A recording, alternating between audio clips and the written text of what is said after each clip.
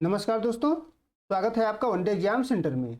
दोस्तों, आज के वीडियो में हम लोग बीए फिफ्थ सेमेस्टर हिंदी का जो दूसरा पेपर है साहित्य शास्त्र और हिंदी आलोचना द्वितीय, जिसका पेपर कोड है HND 302, उसके 50 महत्वपूर्ण बहुविकल्पी प्रश्नों का प्रैक्टिस करेंगे। ये प्रश्न जो 50 प्रश्न हमने यहाँ पर रखे हुए हैं आपके पूरे सिलेबस पर आधारित हैं। पूरे सिलेबस से महत्वपूर्ण प्रश्नों को छांट करके हमने यहाँ पर रखा हुआ है। परीक्षा में जाने से पहले आप इन प्रश्नों को जरूर देख करके जाइएगा। चलिए बिना देर की वीडियो शुरू करते हैं। आपका पहला प्रश्न है, काव्य शोभायाः कर तारो धर्मागुणा, यह कथन किसका है? किसके द्वारा यह कथन कहा गया है कि काव्य के शोभा कारक धर्म क्या है? गुण है। ए है रुद्रट के द्वारा, बी है वामन के द्वारा, सी है भामह के द्वारा और डी है दंडी के द्वारा। यह जो कथन है यह वामन के द्वारा कहा गया है, तो पहले का बी ऑप्शन आपका यहाँ पर सही हो जाएगा। आपको बता दें कि वामन ही रीति संप्रदाय के प्रवर्तक हैं। इनके द्वारा रीति संप्रदाय की स्थापना की गई थी।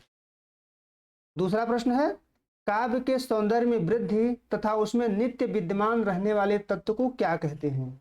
यह काव्य गुण कहते हैं, बी है काव्य दोष कहते हैं, सी है काव्य धर्म कहते हैं और डी है अलंकार कहते हैं। ये ऑप्शन आपका सही हो जाएगा। काव्य के सौंदर्य में जो तत्व वृद्धि करता है और जो हमेशा उसमें विद्यमान रहता है उसी को काव्य गुण के नाम से जाना जाता है। तीसरा प्रश्न देखते हैं, भरत मुनि ने गुणों की संख्या कितनी मानी है? भरत मुनि के अनुसार काव्य गुणों की संख्या कितनी है? ए है 8, बी है 9, सी है 10 और डी है 11। यहाँ पर सी ऑप्शन सही हो जाएगा। भरत मुनि ने गुणों की संख्या 10 मानी हुई है। तीसरे का सी ऑप्शन आपका सही हो जाएगा। चौथा प्रश्न है, आचार्य भामह ने गुणों की संख्या कितनी मानी है? भामह के अनुसार गुण कितने होते हैं आपको बताने हैं। यहाँ पर ए है 10, बी है 20, सी है 3 और डी है 8। यहाँ पर आपका सी ऑप्शन सही हो जाएगा। आचार्य भामह ने गुणों की संख्या 3 मानी हुई है। पांचवा प्रश्न है, निम्न में से कौन गुण का प्रकार है? गुण का प्रकार इसमें से कौन सा है? यह माधुर्य गुण, बी है ओज गुण, सी है प्रसाद गुण और डी है उपर्युक्त सभी। तो डी ऑप्शन आपका सही हो जाएगा। सामान्य रूप से गुणों की संख्या 3 मानी जाती है और तीनों का नाम यहाँ पर आपको दिया हुआ है, माधुर्य, ओज और प्रसाद। छठा प्रश्न है, वीर रौद्र भयानक रस किस गुण से संबंधित होते हैं? किस गुण से वीर रौद्र भयानक रस संबंधित होते हैं? यह माधुर्य गुण से, बी है ओज गुण से, सी है प्रसाद गुण से और डी है इनमें से कोई नहीं। बी ऑप्शन आपका सही हो जाएगा। यह जो रस हैं यह ओज गुण में पाए जाते हैं। सातवां प्रश्न है, जिससे कविता के सौंदर्य की हानि तथा मुख्य अर्थ का अपकर्ष होता है उसे कहते हैं। आपको बताना है उसे क्या कहते हैं। यह काव्य हानि कहते हैं, बी है काव्य गुण कहते हैं, सी है काव्य दोष कहते हैं और डी है उपर्युक्त सभी। सी ऑप्शन आपका सही हो जाएगा। जिससे कविता के सौंदर्य की हानि होती है और अर्थ का अपकर्ष होता है उसी को काव्य दोष के नाम से जाना जाता है। तो सातवें का सी ऑप्शन आपका सही हो जाएगा। आठवां प्रश्न है, गुण विपर्यात मानो दोषः, यह कथन किसका है?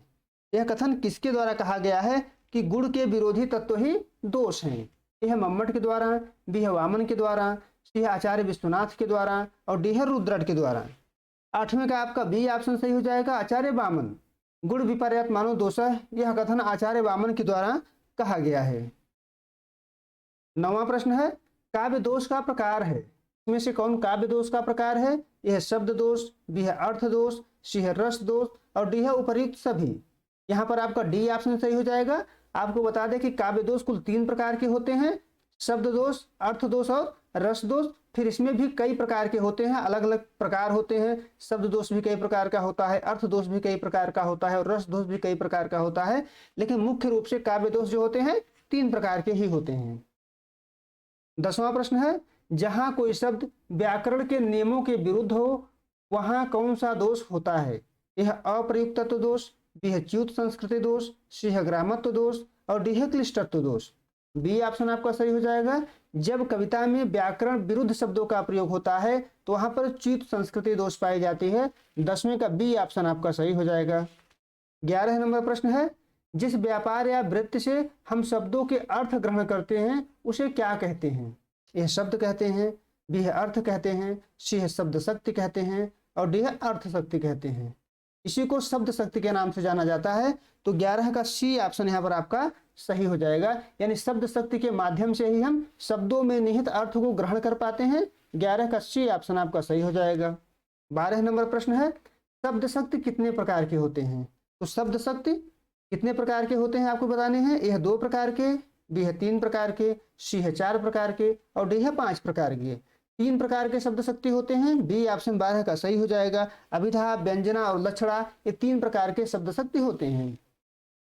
13 नंबर प्रश्न है, मुख्य या लोक प्रचलित अर्थ का ज्ञात कराने वाली शब्द शक्ति कहलाती है।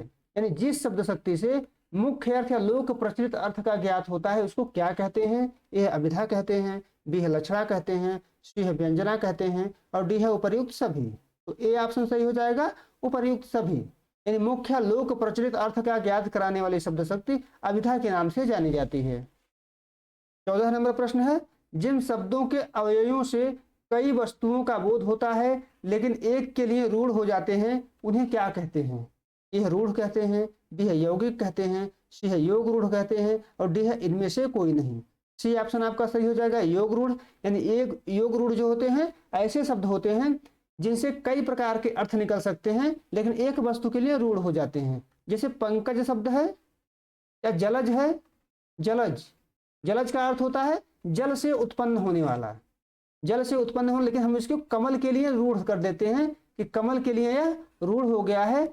लेकिन कमल केवल इसका एक अर्थ हुआ, इसके अलावा भी जो चीजें जल से उत्पन्न होती हैं उनको जलज नाम दिया जा सकता है। तो यह एक प्रकार से योग रूढ़ शब्द है। आगे बढ़ते हैं। 15 नंबर प्रश्न है, चीर ज्यों जोरी जुरे क्यों न स्नेह गंभीर, को घटे वृख भानुजा वे हलधर के वीर, किस शब्द शक्ति का उदाहरण है। यह अभिधा, बी है लक्षणा, सी है व्यंजना और डी है इनमें से कोई नहीं। तो सी ऑप्शन आपका सही हो जाएगा। यह जो दोहा है इसमें व्यंजना शब्द शक्ति है और व्यंजना जो शब्द शक्ति निहित है वह वृख भानुजा और हलधर शब्द में निहित है। सी ऑप्शन 15 का सही हो जाएगा। 16 नंबर प्रश्न है, एत एव विपर्यस्तता गुण काव्य सुकीर्तितः, काव्य गुण के संदर्भ में यह कथन किसका है। यह भामह का, बी है भरत मुनि का, सी है मम्मट का और डी है दंडी का। तो यह जो कथन है यह भरत मुनि के द्वारा कहा गया है।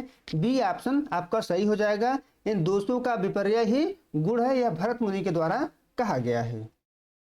17 नंबर प्रश्न है, आचार्य मम्मट ने काव्य दोष के कितने भेद किए हैं। मम्मट ने काव्य दोष के कितने भेद किए हैं। ए है 2 भेद, बी है 3 भेद, सी है 4 भेद और डी है 5 भेद। 3 भेद किए हुए हैं। बी ऑप्शन यहाँ पर सही हो जाएगा 17 का। 18 नंबर प्रश्न है, निम्न में से कौन शब्द दोष का भेद नहीं है। शब्द दोष का भेद इसमें से कौन नहीं है। ए श्रुति कटुत्व दोष, बी है क्लिष्टत्व दोष, सी है अश्लीलत्व दोष और डी है दुष्कर्मत्व दोष। यहाँ 18 का आपका डी ऑप्शन सही हो जाएगा। दुष्कर्मत्व दोष जो है शब्द दोष के अंतर्गत नहीं आता है, यह अर्थ दोष के अंतर्गत आता है। तो डी ऑप्शन यहाँ पर आपका सही हो जाएगा। 19 नंबर प्रश्न है, रस दोष की संख्या कितनी है। ए है 5, बी है 10, सी है 15 और डी है 20। तो 19 का बी ऑप्शन आपका सही हो जाएगा। रस दोष की जो संख्या है वह 20 है। 19 का बी ऑप्शन सही हो जाएगा। 20वां प्रश्न है, जहां सादृश्य के कारण लक्षणा का बोध हो वहां होता है, वहां कौन सी शब्द शक्ति होती है। गौड़ी लक्षणा होती है, शुद्धा लक्षणा होती है, रूढ़ा लक्षणा होती है या इनमें से कोई नहीं। तो ए ऑप्शन आपका सही हो जाएगा, गौड़ी लक्षणा। यानी जहां सदृश या समानता के कारण लक्षणा का बोध होता है वहां पर गौड़ी लक्षणा पाई जाती है। 21 नंबर प्रश्न है, व्यंग्यार्थ को कहते हैं। व्यंग्यार्थ को और क्या कहा जाता है आपको बताना है। यह रस कहते हैं, बी अलंकार कहते हैं, सी है ध्वनि कहते हैं और डी है रीति कहते हैं। सी ऑप्शन आपका सही हो जाएगा। व्यंग्यार्थ को ध्वनि के नाम से जाना जाता है। 22 नंबर प्रश्न है, किसने गुणों की संख्या 20 मानी है। गुणों की संख्या 20 किसने माना है। यह वामन ने माना है, बी है मम्मट ने माना है, सी है दंडी ने माना है और डी है भामह ने माना है। यहाँ पर आपका 22 का जो सही उत्तर हो जाएगा ऑप्शन ए, यानी वामन ने गुणों की संख्या कुल 20 मानी है, जिसमें से 10 जो है शब्द गुण है और 10 अर्थ गुण है। कुल संख्या हो जाएगी 20। 20 गुण वामन मानते हैं। 23 नंबर प्रश्न है, निम्न में से कौन प्रतीकवाद का प्रवर्तन किया था। प्रतीकवाद का प्रवर्तक कौन है आपको बताना है। ए है जीन मोरे, बी है रैम्बो, सी है बादलेयर और डी है मलारमे। ये ऑप्शन आपका सही हो जाएगा। प्रतीकवाद का प्रवर्तक जीन मोरे के द्वारा किया गया था। 24 नंबर प्रश्न है, जब किसी पदार्थ को चित्रबद्ध करके एक मूर्त रूप दिया जाता है तो उसे कहते हैं, यह प्रतीक कहते हैं, बी है बिंब कहते हैं, सी है मिथक कहते हैं और डी है इनमें से कोई नहीं। तो यहाँ पर जो सही ऑप्शन हो जाएगा वह बी ऑप्शन सही हो जाएगा, बिंब। यानी कविता का ऐसा वर्णन, कहानी का ऐसा वर्णन जब हमारे सामने उसका चित्र रूप आ जाता है तो उसी को बिंब के नाम से जाना जाता है। 25 नंबर प्रश्न है, बिंबवाद का प्रवर्तक कौन है? किसने बिंब की स्थापना की थी? बिंब का प्रवर्तक कौन है आपको बताना है।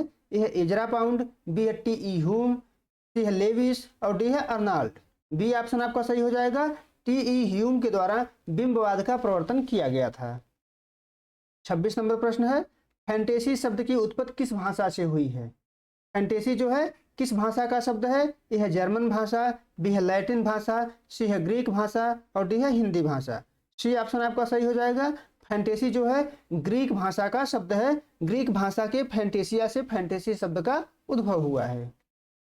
27 नंबर प्रश्न है, कल्पना सिद्धांत किसने दिया है? यह अर्नाल्ड ने, बी है ड्राइडन ने, सी है कॉलरिज ने और डी है रिचर्ड ने। तो जो कल्पना सिद्धांत है वह कॉलरिज के द्वारा दिया गया है। 27 का सी ऑप्शन आपका सही हो जाएगा। 28 नंबर प्रश्न है, इतिहास और आलोचना किसका ग्रंथ है? किसके द्वारा इतिहास और आलोचना नामक पुस्तक की रचना की गई है? यह नामवर सिंह के द्वारा, बी है रामविलास शर्मा के द्वारा, सी है नगेंद्र के द्वारा और डी है रागीय राघव के द्वारा। ए ऑप्शन आपका सही हो जाएगा, इतिहास और आलोचना जो पुस्तक है नामवर सिंह के द्वारा लिखा गया है। नामवर सिंह दोस्तों मार्क्सवादी आलोचक हैं। इसके अलावा इनका एक छायावाद नाम का प्रसिद्ध ग्रंथ है, इनके द्वारा लिखा गया था, इसको भी आपको याद रखना है।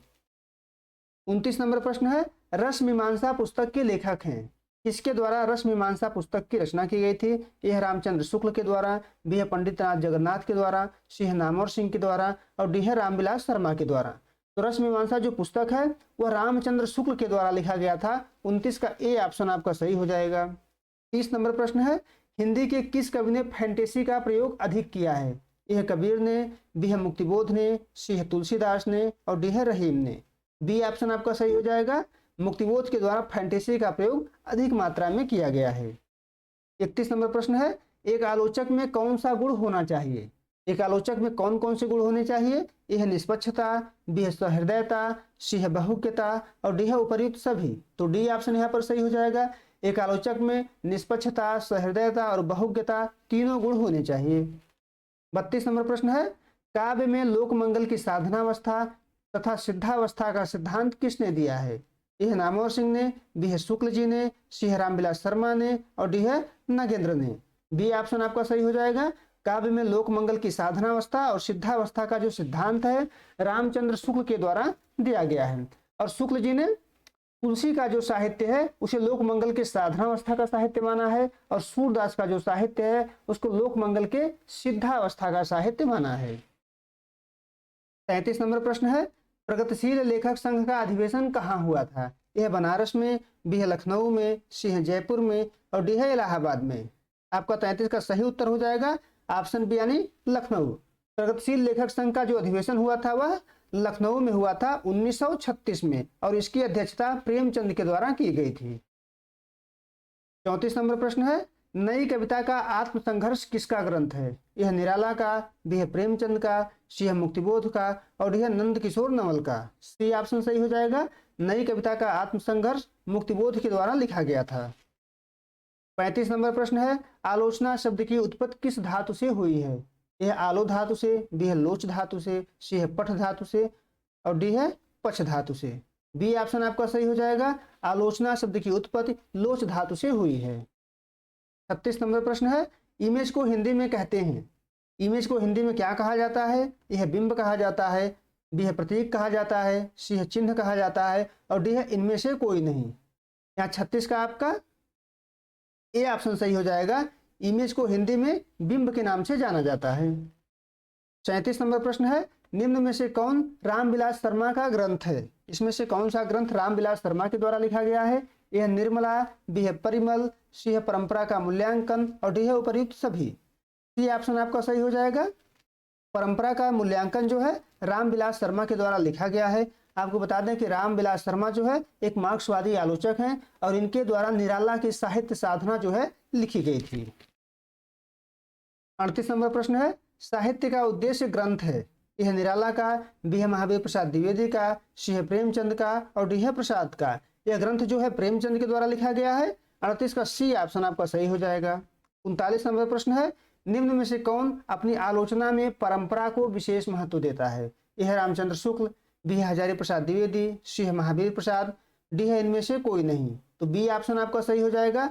हजारी प्रसाद द्विवेदी अपनी आलोचना में परंपरा को विशेष महत्व देखते हैं, परंपराओं को ध्यान में रखते हैं, तो बी ऑप्शन आपका यहाँ पर सही हो जाएगा। 40 नंबर प्रश्न है, निम्न में से कौन मार्क्सवादी आलोचक है? यह है रामविलास शर्मा, बी है नामवर सिंह, सी है दोनों, डी है दोनों में से कोई नहीं। तो सी ऑप्शन यहाँ पर आपका सही हो जाएगा। रामविलास शर्मा और नामवर सिंह दोनों मार्क्सवादी आलोचक हैं। 41 नंबर प्रश्न है, हिंदी जाति की अवधारणा किसने दी है? हिंदी जाति की अवधारणा किसके द्वारा दिया गया है? यह प्रकाश चंद्र गुप्त के द्वारा, बी है रामविलास शर्मा के द्वारा, सी है शुक्ल जी के द्वारा और डी है मुक्तिबोध के द्वारा। बी ऑप्शन आपका सही हो जाएगा। रामविलास शर्मा के द्वारा हिंदी जाति की अवधारणा दी गई है और इनके द्वारा हिंदी जाति का साहित्य नामक ग्रंथ की रचना की गई है। 42 नंबर प्रश्न है, छायावाद के रचयिता हैं। छायावाद नामक ग्रंथ की रचना किसने की है? यह है नामवर सिंह, बी है प्रसाद, सी है महादेवी वर्मा और डी है नंदुलारे वाजपेयी। ये ऑप्शन आपका सही हो जाएगा। छायावाद नाम का जो ग्रंथ है यह नामवर सिंह के द्वारा लिखा गया है। 43 नंबर प्रश्न है, निम्न में से कौन सौष्ठववादी आलोचक हैं? सौष्ठववादी आलोचक कौन है? यह शुक्ल जी, बी है शंभुनाथ, सी है नंदुलारे वाजपेयी और डी है मुकुटधर पांडे। तो सी ऑप्शन आपका सही हो जाएगा। नंदुलारे वाजपेयी जो है सौष्ठववादी आलोचक माने जाते हैं। 44 नंबर प्रश्न है, निम्न में से कौन सी रचना नंदुलारे वाजपेयी की है? कौन सी रचना इसमें से नंदुलारे वाजपेयी के द्वारा किया गया है? बी है आधुनिक साहित्य, ए है आधुनिक साहित्य, बी है हिंदी साहित्य 20वीं शताब्दी, सी है जयशंकर प्रसाद और डी है उपर्युक्त सभी। तो डी ऑप्शन आपका सही हो जाएगा। ये जो तीनों रचना है तीनों नंदुलारे वाजपेयी के द्वारा ही किया गया है। 45 नंबर प्रश्न है, कौन सी रचना शुक्ल जी की नहीं है? इसमें से कौन सी रचना शुक्ल जी की नहीं है? यह है गोस्वामी तुलसीदास, बी है भ्रमर गीतकार, सी है जायसी ग्रंथावली और डी है जायसी। तो डी ऑप्शन सही हो जाएगा। ऊपर की तीनों रचनाएं जो है रामचंद्र शुक्ल की हैं, जायसी रचना जो है विजय देव नारायण शाही की है, शुक्ल जी की नहीं है। तो 45 का डी ऑप्शन आपका सही हो जाएगा। 46 नंबर प्रश्न है, जिस प्रकार आत्मा की मुक्तावस्था ज्ञान दशा कहलाती है उसी प्रकार हृदय की मुक्तावस्था रस दशा कहलाती है। यह कथन किसका है? यह हजारी प्रसाद द्विवेदी का, बी है शुक्ल जी का, सी है महावीर प्रसाद द्विवेदी का, डी है इनमें से कोई नहीं। तो बी ऑप्शन आपका सही हो जाएगा। यह जो कथन है रामचंद्र शुक्ल का कथन है और शुक्ल जी का एक निबंध है। कविता क्या है? कविता क्या है? निबंध का है, कोटेशन है। तो बी ऑप्शन आपका सही हो जाएगा। 43 नंबर प्रश्न है, कबीर के लेखक हैं। कबीर एक ग्रंथ है, आपको बताना है कबीर नामक ग्रंथ के लेखक कौन है? यह हजारी प्रसाद द्विवेदी, बी है महावीर प्रसाद द्विवेदी, सी है नामवर सिंह और डी है रामविलास शर्मा। तो ए ऑप्शन आपका सही हो जाएगा। हजारी प्रसाद द्विवेदी के द्वारा कबीर नामक पुस्तक की रचना की गई थी। 48 नंबर प्रश्न है, मार्क्सवादी आलोचना किसकी विचारधारा पर आधारित है? यह फ्रायड के, बी है कार्ल मार्क्स के, सी है दुर्खीम के और डी है सार्त्र के। बी ऑप्शन आपका सही हो जाएगा। कार्ल मार्क्स की विचारधारा पर आधारित है मार्क्सवादी आलोचना। 49 नंबर प्रश्न है, निम्न में से कौन सी रचना हजारी प्रसाद द्विवेदी की है? यह हिंदी साहित्य की भूमिका, बी है हिंदी साहित्य का आदिकाल, सी है मध्यकालीन बोध का स्वरूप, डी है उपर्युक्त सभी। डी ऑप्शन सही हो जाएगा। तीनों रचना जो है हजारी प्रसाद द्विवेदी के द्वारा ही लिखा गया है। 50 नंबर प्रश्न है, हिंदी साहित्य का इतिहास किसका ग्रंथ है? ये हजारी प्रसाद द्विवेदी का, बी है शुक्ल जी का, सी है प्रेमचंद का और डी है नामवर सिंह का। यहाँ पर आपका जो सही उत्तर हो जाएगा ऑप्शन बी, यानी रामचंद्र शुक्ल के द्वारा हिंदी साहित्य का इतिहास लिखा गया है। उम्मीद है दोस्तों आपको यह वीडियो पसंद आया होगा। आप हमारे चैनल को सब्सक्राइब करिए, वीडियो को लाइक करिए, शेयर करिए। बहुत बहुत धन्यवाद।